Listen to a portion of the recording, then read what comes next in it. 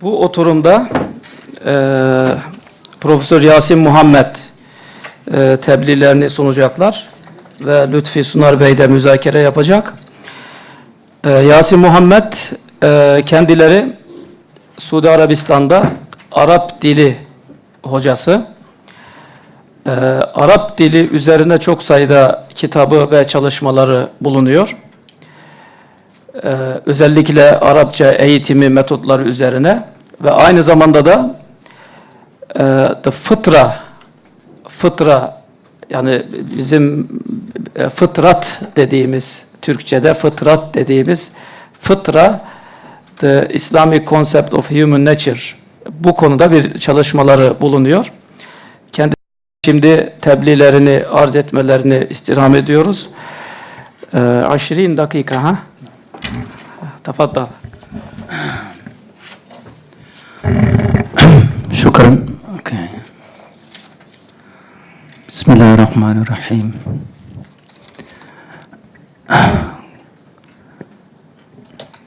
Assalamu alaikum wa rahmatullah. Good afternoon, ladies and gentlemen.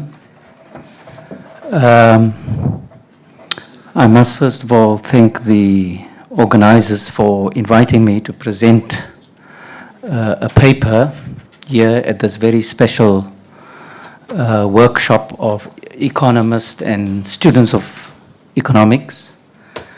I'd like to share some thoughts on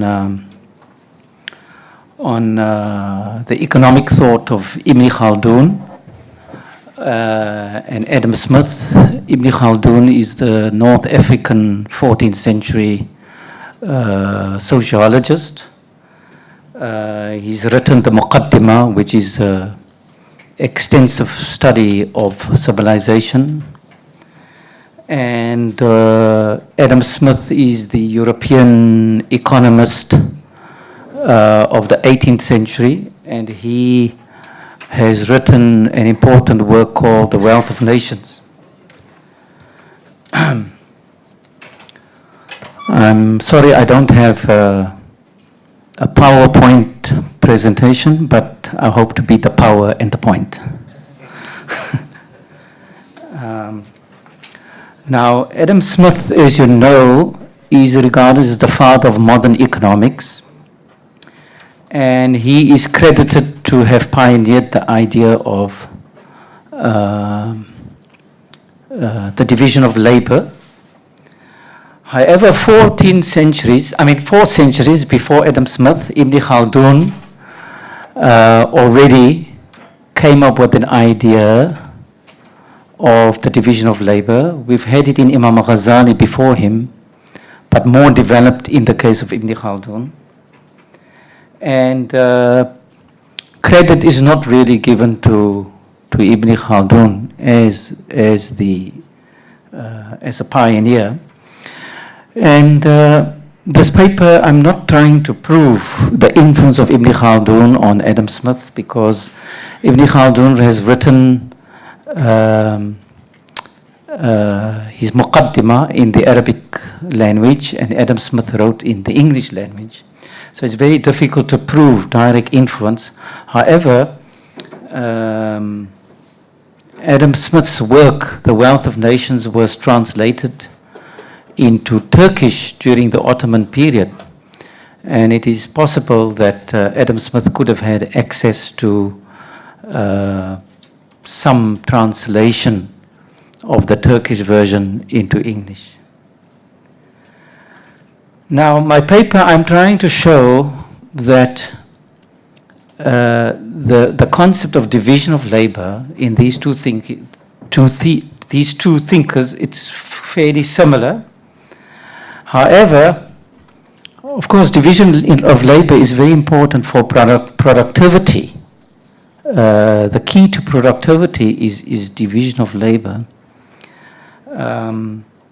But there are differences because they come in different time and different contexts. Ibn Khaldun in the 14th century, the context is more of a tribal society, although he makes a distinction between the sedentary culture, people living in the cities compared to the people who live in the rural areas. And of course, Adam Smith, of course, his context is that of the market economy. Another difference between them is that of the incentive for the division of labor and the driving force behind it, the psychological force. In the case of Ibn Khaldun, it is asabiya. Asabiya means social solidarity. It's a key term in the thought of Ibn Khaldun. And through asabiya, which is of course, based on tribal system, the clan, there is cooperation. You do things for others in an altruistic manner and not only for yourself. And of course, asabiya is also reinforced by religion. Religion, Islam in particular, of course, plays an important role in reinforcing the concept of asabiya. In the case of Adam Smith, it is the driving force is that of self-interest. Self-interest is the main driving force for the division of labor. Although, to be fair to Adam Smith, we have to also look at another work that is written 20 years before The Wealth of Nations. Is called The Theory of Moral Sentiments. This is his ethical work, and there you see the humanistic side of Adam Smith, where he shows that human nature also has an altruistic side, where you do things for the welfare of other people because of a certain sympathy that you have within your nature towards others. Unfortunately, I think, in my opinion, modern economics is more based on his later work, which is The Wealth of Nations. But if they had to balance out with his earlier work, Theory of Moral Sentiments, we would have had a more balanced economy, in the sense that human nature has got both sides. It's got the selfish side, and it has the selfless side to it as well. Now, I'll first expound a bit on Ibn Khaldun and then Adam Smith. For Ibn Khaldun, wealth has the potential for great good and great harm. It can lead to virtue, but also to vice. It can build a civilization, but can also ruin it. Ibn Khaldun saw profit as the only incentive for trade and the motivation for the craftsman to pursue his craft. And because wealth was abundant in the cities, the crafts flourished because people were prepared to pay for labor and skill. He knew that humans want to improve their material standards of living, but he was also aware of the danger of the immoderate use of wealth for the purpose of luxurious living.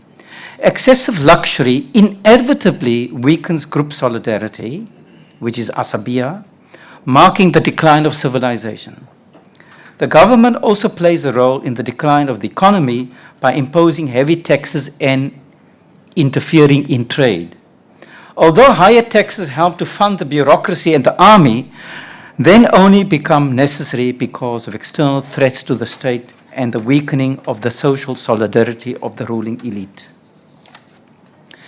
Ibn Khaldun stresses the idea that increased productivity can be achieved through the division of labor and the specialization of skills associated with it. And I quote, "Each particular kind of craft needs persons to be in charge of it and skilled in it. The more numerous the various subdivisions of a craft are, the larger the number of people who have to practice that craft. The particular group practicing that craft is colored by it. As the days follow one upon the other, the crafts coloring men become experienced in their various crafts and skilled in the knowledge of them. Long periods of time and the repetition of similar experiences add to establishing the crafts and to causing them to be firmly rooted," unquote. This passage not only suggests that a division of labor results in a need for the specialization of various skills, but more importantly, that specialization comes about after years of practice and habituation. It is in this sense that the crafts become firmly rooted in the human soul, as if each craftsman is born to follow his calling and pursue the craft that he is destined for. Thus, the elaborate division of labor in cities is aimed at greater production of refined luxury goods. He states, and I quote, "The wealth therefore increases and the riches grow. The customs and ways of luxury multiply and the various kinds of crafts are firmly established among them. This then is sedentary culture," unquote. Ibn Khaldun holds that through cooperation and the division of labor, various goods can be produced more quickly and in greater number. This applies to both simple commodities and refined luxury items. For example, to make bread quicker and in sufficient quantities to supply others beyond one's immediate circle, one would have to collaborate with various craftsmen, including a blacksmith, a carpenter, and a potter. Ibn Khaldun states that if 6 to 10 people cooperate through the division of labor, through their combined labor, they can produce much more food than they can on their own. Thus, profit is realized through an elaborate form of division of labor. Productivity is accelerated and the goods produced are enough for the needs of one's own town and for neighboring towns and cities. That is, after local needs are fulfilled, the surplus is distributed nationally and internationally. Great profit is obtained in this manner. Luxury increases in correspondence with increasing prosperity, and as the desire for luxury increases, so too does demand for crafts. Thus, Ibn Khaldun advocates a social organization of production in the form of specialized labor and cooperation. Now we turn to Adam Smith. Adam Smith, in The Wealth of Nations, The Wealth of Nations is a work on political economy, dealing with the relationship between freedom and order. It examines economic processes and attacks the British mercantile system's limit on free trade. Smith holds that people are moved by self-interest, which leads to order and progress. To make money, people produce things that others are willing to buy. When buyers and sellers meet in the market, a pattern of production develops that leads to social harmony. All this is led by an invisible hand, not the inner hand that Professor Tausif was talking about. The inner hand refers to God, but the invisible hand is the market, actually, the economic market. The market will enrich merchants, manufacturers, and landlords, but not the working masses.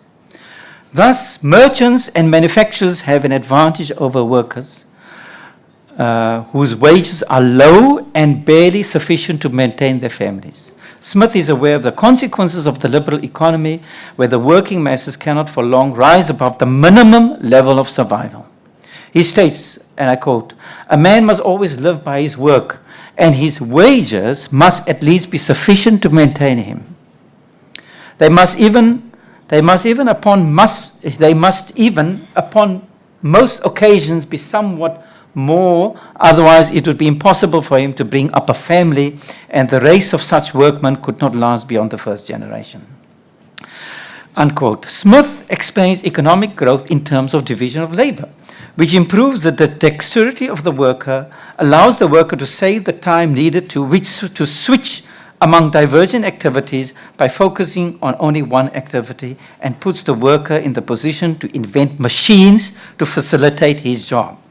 Here, Smith is not referring to the worker who is restricted to one task, but the one who is given a greater responsibility, that of observing the machines. His trade is not to do anything, but to observe everything. Unquote.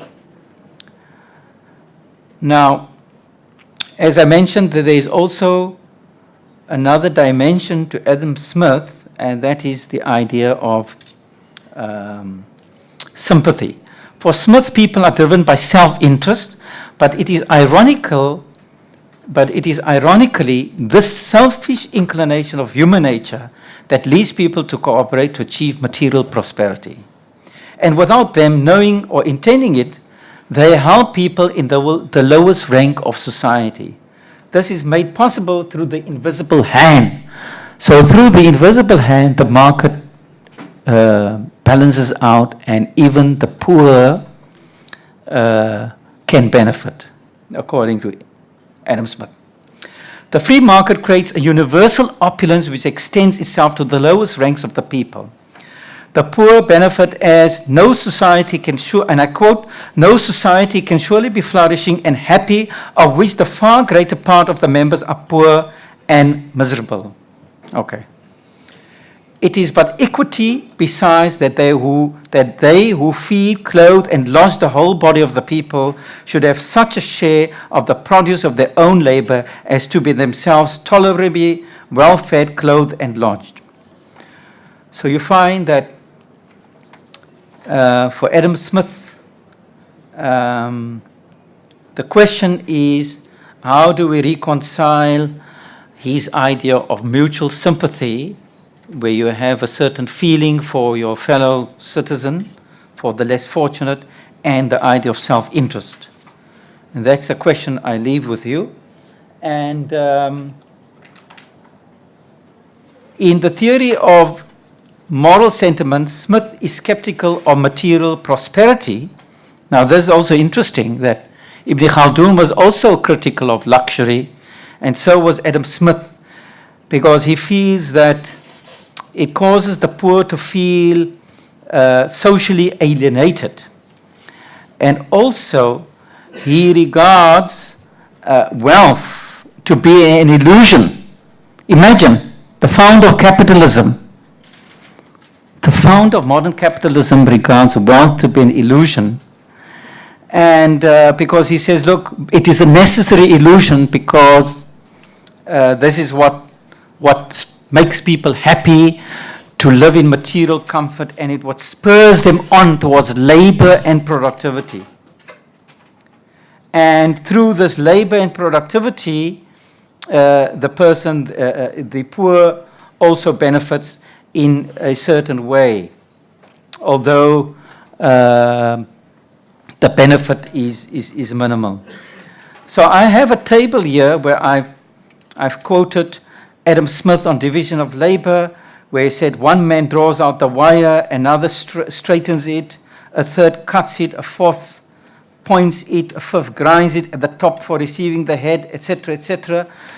You have this typically in a factory situation, so that when you have this division of labor, each one does a specific item, you have greater productivity. And you find the same idea in Ibn Khaldun when he says the individual cannot by himself obtain all the necessities of life. All human beings must cooperate to that end in their civilization. So he talks about producing wheat when 6 or 10 persons, including a smith and a carpenter, to make the tools, and others who are in charge of the oxen, etc., etc. You have a greater productivity. I can't read out the full quote to show you that the idea is quite similar. The main principle of division of labor is there. So now, just to conclude, because limited time, as I said, division of labor is common to both Ibn Khaldun and Adam Smith. And that credit should actually be given to Adam Smith for being the pioneer rather than Adam Smith. Did I say Ibn Khaldun? To be given the pioneer rather than Adam Smith, who came forward centuries later. And also, we do acknowledge that the context in which division of labor operates is quite different, because they come from different societies and live in different periods. And then, of course, the motivations also is quite different, because in the case of Adam Smith, it is primarily self-interest, but self-interest operates within the frame of the markets and benevolence. He talks about benevolence, which may be the equivalent of ihsan, but in the theory of moral sentiments, which is a work which is ignored, completely ignored. It's not that much regarded by modern economists.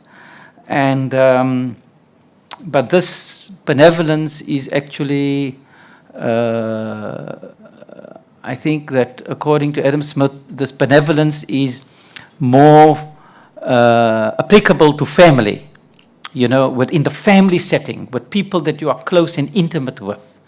It's not the Islamic idea of one person sacrifices water for the other person. The intimacy there is on the basis of faith as fellow Muslims, but in the Adam Smith context, it's more family and relatives, but selfishness and self-interest operates at the level of strangers. And so the other point is that of asabiya and religion. Religion has a restraining effect in the case of Ibn Khaldun, because you're required to, in religion, firstly, it reinforces the social solidarity, and secondly, it causes restraint because religious people who think in terms of the year after rather than primarily in terms of the material benefit in this world.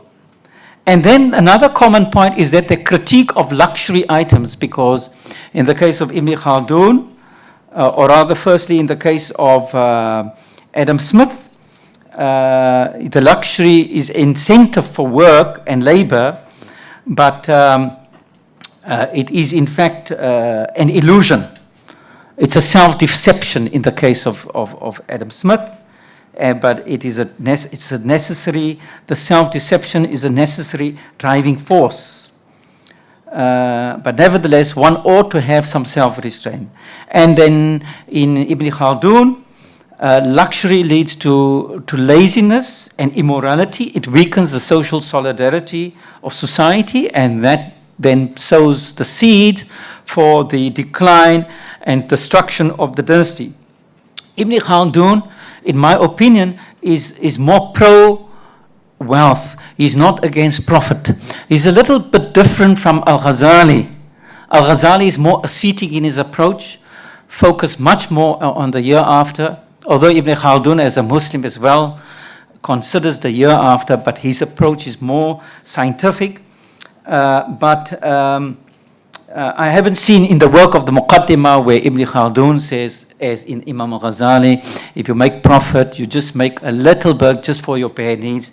In the case of Ibn Khaldun, you want to make profit, you can go for it, but there are certain ethics that should go with it, but also you should consider religion. There's nothing wrong with the pursuit of wealth. He mentions actually many of the Sahaba, the companions of the Prophet, were wealthy people, Sayyidina Abu Bakr, Sayyidina Uthman, but they used this wealth in the service of religion, you see, but wealth should not be, should be used in a constructive way for the benefit of the Ummah in this world and the next, but it should not be abused. Thank you. Shukran. Teşekkür ederim. Şükran cezilen Profesör Yunus Muhammed. Evet, şimdi Lütfi Sunar Bey'den Yasin Muhammed, Profesör Yasin Muhammed'in İbn Haldun ve Adam Smith arasındaki mukayeseli tebliğinin müzakeresini dinliyoruz. Buyurun. Süremiz olduğu kadar. Aşara minut. Aşara bin miydi hocam? Thank you Professor Muhammed for this invaluable presentation. Hoş geldiniz. Safalar getirdiniz. Ben de müzakeremi İngilizce yapacağım. Yalnız bu arada sizin de takip edebilmeniz için Türkçesini de akıtacağım. Ayrıca Türkçesi tercümanlarda da var. Oradan da okuyacaklar inşallah. Dinlemek isteyenler için. Professor Muhammad compares and contrasts the thought of Adam Smith, who is considered as the father of modern economy, with Ibn Khaldun, the most referred figure as the thinker who is seen as the closest to modern social scientific analysis from the point of view of their conceptualization of division of labor. Such comparisons are vitally important for the scientific knowledge to improve and for new conceptualizations to emerge. Especially the comparisons that deal with centrally important thinkers' basic theories may prepare the ground for new and significant intellectual grounds to be founded. So I thank Professor Mohammed for initiating this kind of an effort. I hope the discussions here will enable his initiation to be developed and to contribute the theoretical discussion ground here. I also hope my following evaluation and criticism here will contribute to this effort. My critics is based on mostly of his paper that I have read. First of all, it should be noted that neither Adam Smith nor Ibn Khaldun are economists as we understand the word now. Adam Smith deals with economics as an ethical and social theory. His explanations as to economics and especially the division of labor are comprised of his thoughts that he put forward while explaining the formation and development of a certain society, that is modern society. Thus, Smith is an ethical theoretician in the classical sense. Similarly, in Ibn Khaldun, although he is the closest thinker of Islamic thought heritage to contemporary social sciences with his analysis on social constructions, we cannot anticipate such social, political, and economic analysis that we have in our minds today. It should be remembered that while he evaluates the social, he moves from a totally different ontological, epistemological, and methodological framework. In this context, the effort to try and understand Ibn Khaldun with our contemporary terminology, which is an effort that we have faced quite often, will draw us away from reaching fruitful results. For that reason, in order to compare and contrast the ideas of a thinker absolutely from the classical world with a modern thinker would require us to frame the differences that constitute their intellectual worlds. Such contributions generally reach shallow results when left on conceptual and intellectual grounds. Thus, they should have some more theoretical nature as mentioned before. However, in this presentation that we have just read and listened, we see that these two thinkers are compared without considering the theoretical and epistemological frameworks. This deficiency is maybe the most important part of the presentation that should be reconsidered and fully completed. If grounded with such a theoretical analysis, the results that we will reach will not only enable us to understand these two thinkers better, but also prepare the ground for us to create new analysis setting forth from them.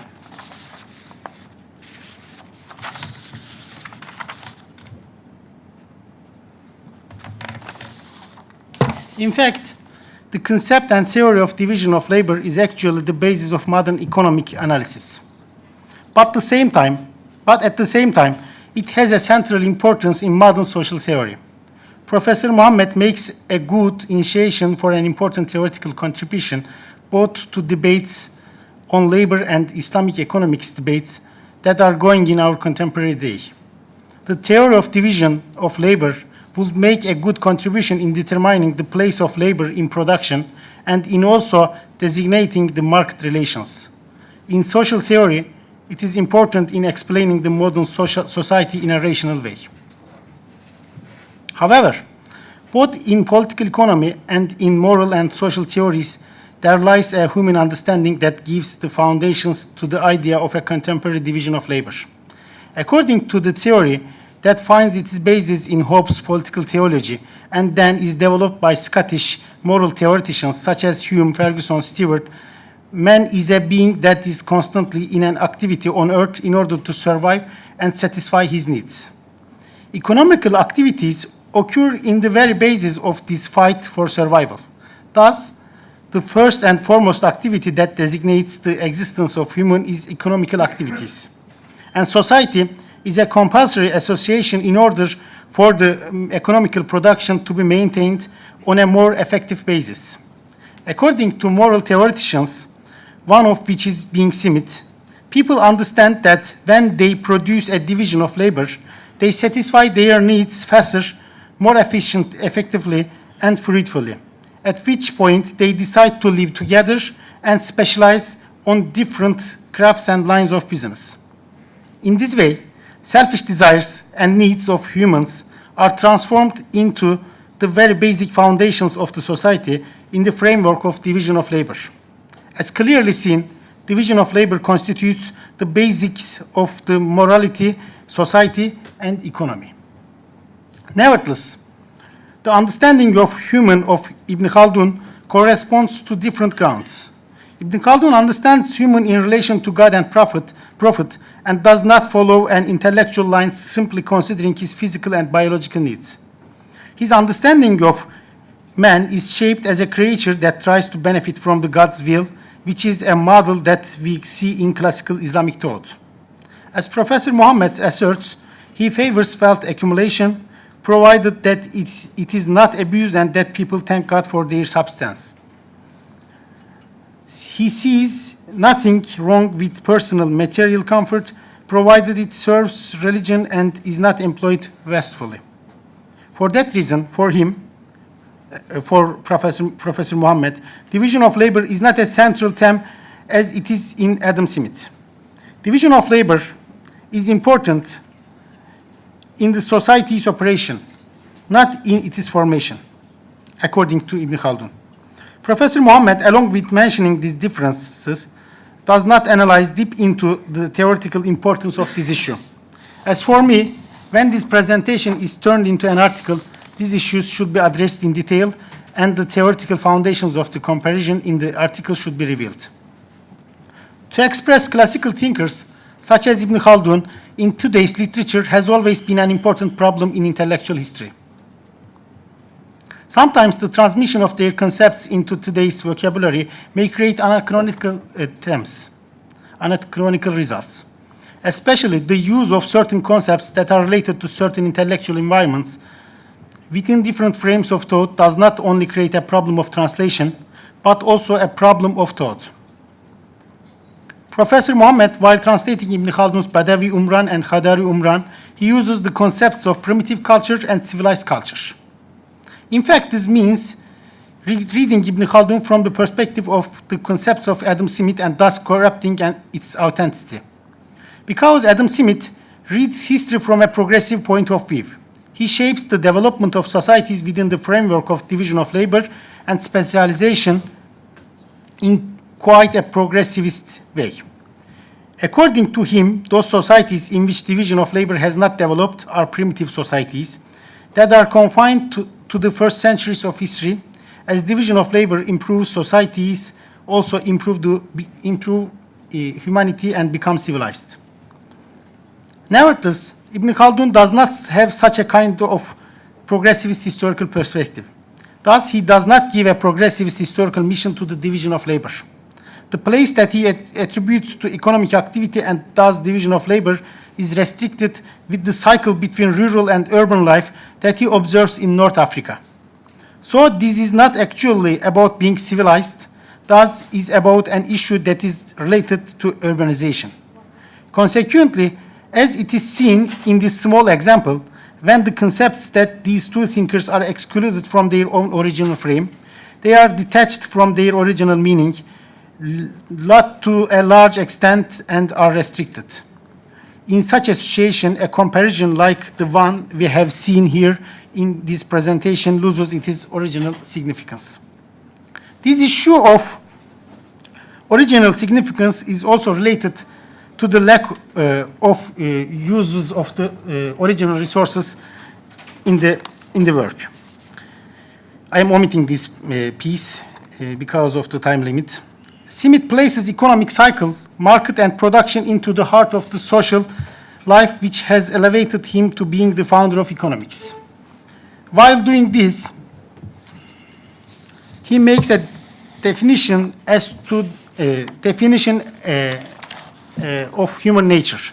According to him, man is a being that follows his interest by his very nature, and his interest channels him to live among the society. However, Ibn Khaldun, as Professor Muhammad meticulously indicated, connects the desire of human life to live in society to his disposition, fitrah, and he connects the continuity of such a life to existence of religion. While Adam Smith searches for morality in the market equilibrium that will emerge as a result of human running after his desires, Khaldun views morality as something inherently given in the scope of the religion. So while both thinkers understand and accept the importance of interest and needs in the process of socialization, Smith regards these interests as the mechanism that will produce an effective and valid morality, while Khaldun, what is moral is actual restriction of these interests. Thus, it can be asserted that Khaldun loyal preserves the idea of divine order from which Smith is detached. Smith proposed the idea of natural order instead of divine order. According to him, there is a natural order that is grounded on human nature. In this framework, if this difference is omitted while referring to the fact that both thinkers refer to economics in a very similar pattern, the result can be totally misleading.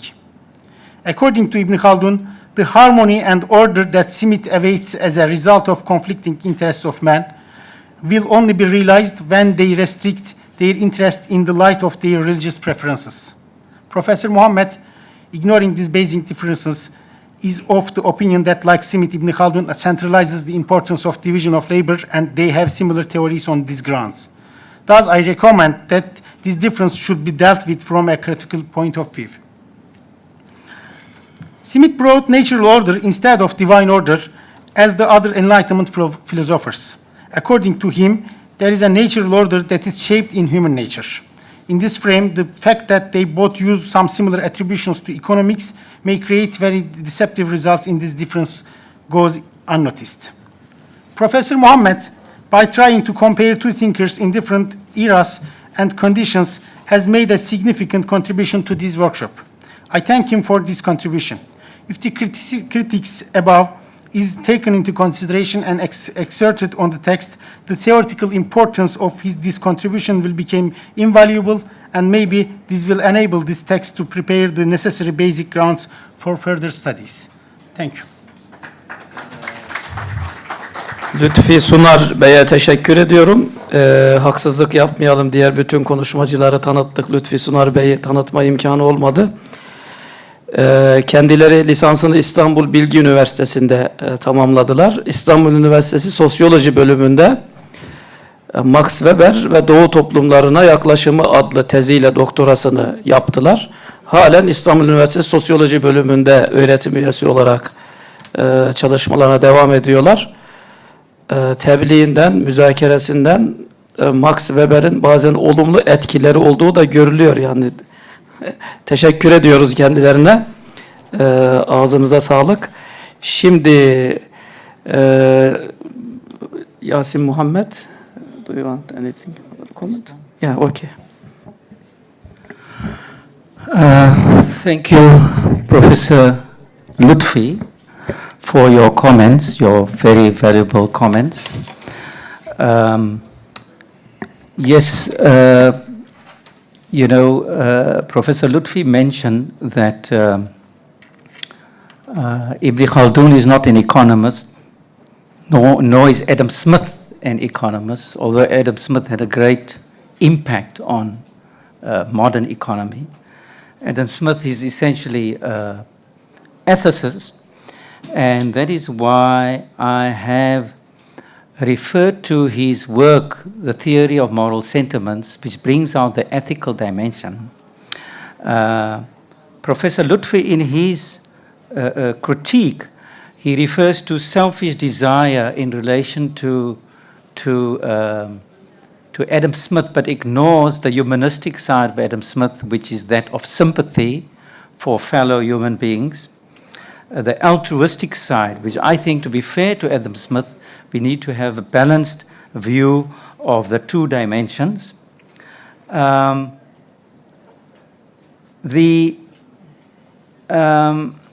His critique that I should look at, rework some parts in looking at the epistemological frame of the two thinkers.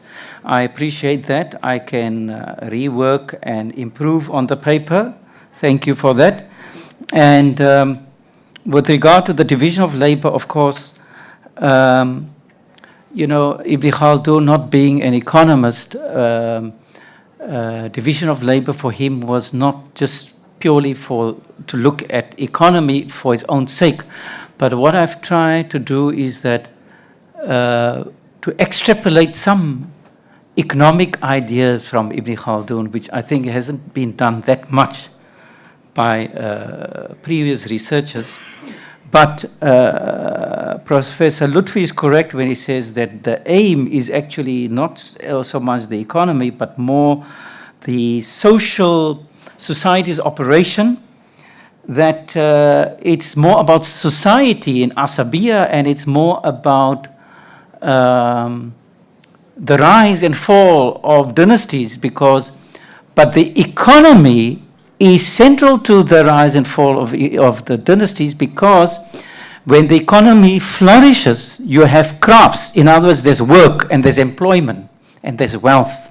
And cities then develop civilization. There is civilization. There's a build-up of civilization. But when the state interferes in the crafts, when state wants to tax you on everything, and they want a big chunk of your profit, that's not good incentive for business people. It's not good incentive for craftsmen, which means that the craftsmen then will decline. The crafts will decline, and when the crafts decline, the economy declines, and that sows the seeds for the destruction of the dynasty. Thank you, Professor Lutfi, for your comments. I appreciate that, and I will rework my paper. Thank you. Thanks. Evet, şimdi bir 10 dakikamız kaldı. 10 dakikalık süre içerisinde soruları ve görüşleri alabiliriz. Fakat mümkün mertebe kısa olursa iyi olur sorular. Buyurun. Kim? Thank you so much, Professor Muhammad. You have said we must be fair with Adam Smith about his being advocate of both benevolence and self-interest. Yeah. But I think as moral philosopher, he was an advocate of benevolence, sympathy, Yes. In theory of moral sentiments. Yes. But due to some change in intellectual environment, he changed his position when he wrote Wealth of Nations. And so he said, it is not because of the benevolence of the butcher and baker that we get our breakfast, rather it is because of self-interest. And then he invoked the law of invisible hand, that maximizes social welfare, as a result of the selfish behavior on the part of the economic agent. So I think he changed his position, Yes, thank you for that question. Actually, I would not quite agree with that point that Adam Smith changed his position.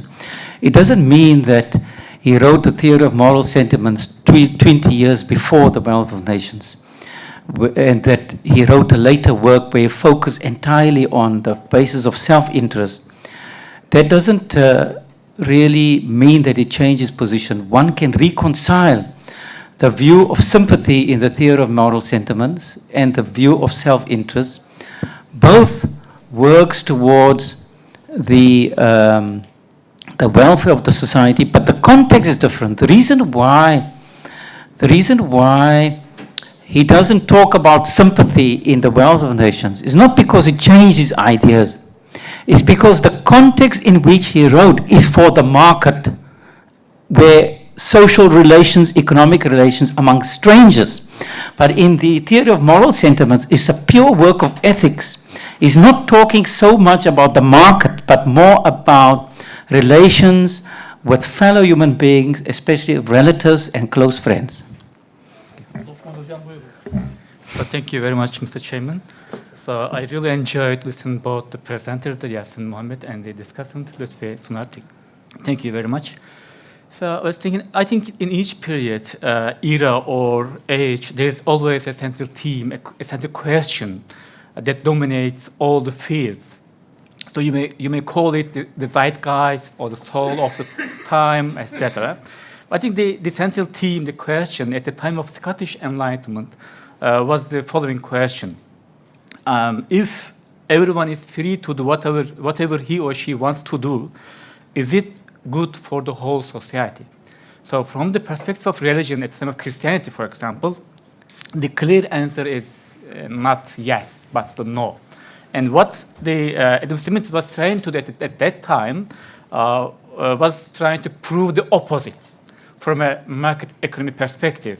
And he was saying that if everyone pursues his own self-interest, you will end up in a state where everyone is better off economically. So that was the central theme, and that was the answer to the central question. So this is just a brief comment. Thank you very much. Actually, the idea of being better off, that is correct, but better off to what extent? When you say everyone is better off, the working class or the proletariat, if I may use the Marxist terminology, they're only better off in the sense that they have work, they'll have food to sustain their families. They're better off in the sense that, unlike in the feudal system that preceded the market economy, people were working on the land for the landlords. They were more like slaves. But for Adam Smith, being better off means to have liberty and freedom. You have freedom. If you are the working class, you are just working for a pittance to feed your family, you still have the freedom and the liberty, although it is very difficult in a capitalist context, to rise above that. You can improve your education, you can come out of that situation and improve your qualifications and get into a better work situation. Thank you. Sorusu olan var mıydı başka? Sanki oradan bir el vardı az. Buyurun, buyurun. Sir, I have a general question, sir, from, sir, as I have attended a lot of international Islamic economics and finance conferences, we are talking about religious, this is the religious, when we are comparing conventional and Islamic finance or economics, we are saying that there is a religious factor that the labor or the person, because of afraiding from Allah subhanahu wa ta'ala, or as Professor Tosif also mentioned this, ihsan, brotherhood, these type of things. Do you think that we are, in the current situations, as our universities are, as I studied in Pakistan from International Islamic University, and also doing my master from Anadolu University, and I have completed my thesis in Hochschule University of Applied Sciences, Darmstadt, Germany. So I have this question that our universities, we are providing a proper training to Islamic or moral training to students or graduates, because these students, they are going to become a technical and non-technical labor in the society. Because if they are afraid from, because in religious perspective, they are afraid from Allah subhanahu wa ta'ala, because they are not doing these wrong things or going to wrong ways. So our universities, I don't think so that, because this is a theoretical, we are also, I am listening from Dr. Asad Zaman, also from Dr. Fida Muhammad, and also from Umar Ibrahim Wadelo in Pakistan, that these things, taqwa, ihsan, brotherhood, these type of things, but we are not providing a proper training to our students, not a religious, but a moral training that they can avoid these type of things. Thank you very much. Who wants to answer?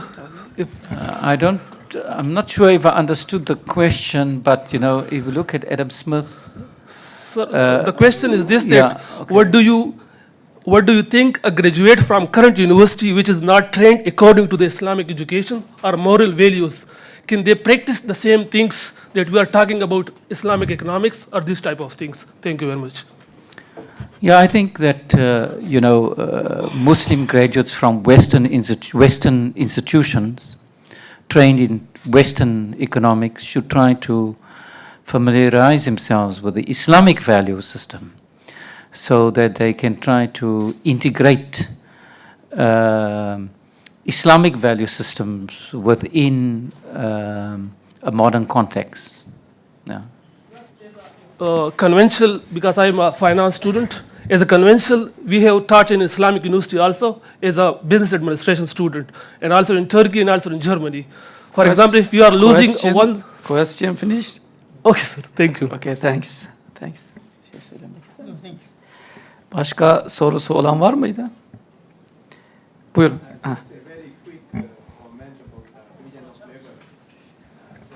Ibn Khaldun. So, from Ibn Khaldun, and what he said, the division of labor generates a virtuous circle which can increase the productivity and the distribution of roles and risks. That is the main theme of his division of labor. not as we have Adam Smith and all these, but this is his main idea, that we are creating a virtuous circle. Thanks. Evet, bugünkü bu birinci oturum diyelim. Panelden sonraki ilk oturum bu şekilde sona ermiş durumda. Ben bu oturumda tebliğlerini sunan Profesör Tavsit Azid, Profesör Muhammed ve bu tebliğleri müzakere eden Profesör Mehmet Saraç ve Profesör Lütfi Sunar beylere teşekkür ediyorum.